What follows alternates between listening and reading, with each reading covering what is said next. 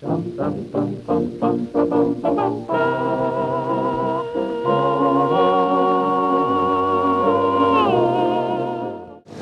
niyo ba, sa buong planeta, Pilipinas lang yata ang nagbebenta ng mga patingi-tinging sigarilyo.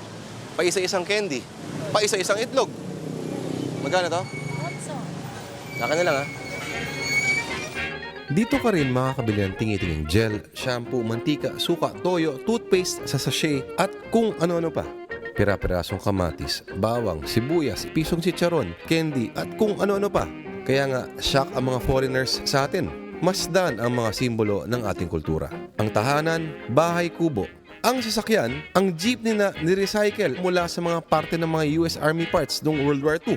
O kaya, para mas updated, ang kuliglig, mas bago, pero mas low-tech. Ang pinakamalit na unit ng ating lipunan ay ang barangay. Kaya nga, di ba, sabi nila, applicable daw sa ating yung kasabihang isang kahig, isang tuka. Walang pangmatagalang plano. Ang kikitain ngayon, gagastahin din mamaya. Kasi nga, maliit mag-isip. Ang sinisimulan, kadalasan hindi natatapos. Hingas kugon, ika nga. Heritage of Smallness ang tawag dito ng National Artist for Literature na si Nick Joaquin. Maliit daw mag-isip ang Pinoy. Anong prueba? Tingnan mo, sa mga museo natin, ang mga nakadisplay, mga maliliit lang na mga palayok, banga, kwintas, singsing, at kung ano na pa. Walang mga ganito.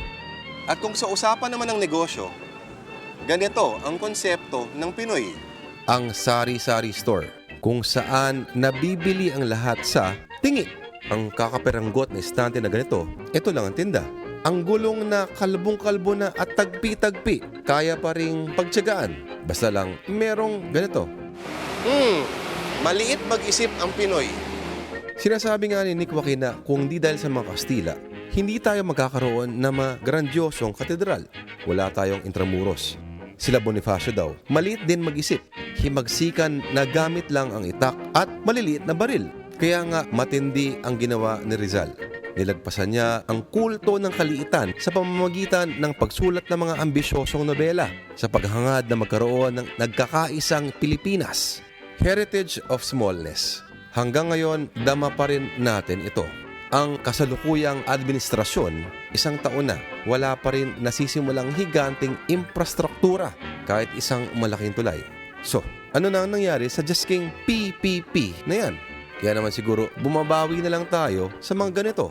Oh, at least sila umi-effort. Wow! Pero teka lang, ang tanong, may ganito din ba sa ibang bansa? So, ganun ba tayo mga Pinoy? Maliit mag-isip. At kadalasan, tayo ang unang nang mamaliit sa mga sarili natin. Mahirap lang kami.